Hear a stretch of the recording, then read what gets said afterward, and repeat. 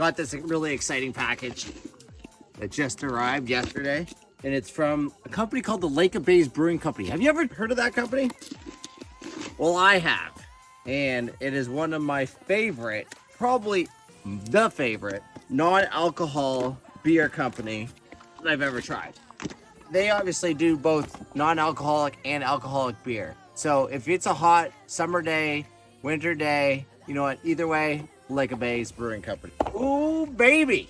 Check this out. All right, we've got a smorgasbord. So this is the Near Zero. This is the pale ale version. Only 25 calories in the entire can. What they have done is mastered non-alcoholic beer. Next up, and I have not tried this. This is a New England IPA. 25 calories as well. And last but not least, this is a Lagered Ale. Only 15 calories in this baby.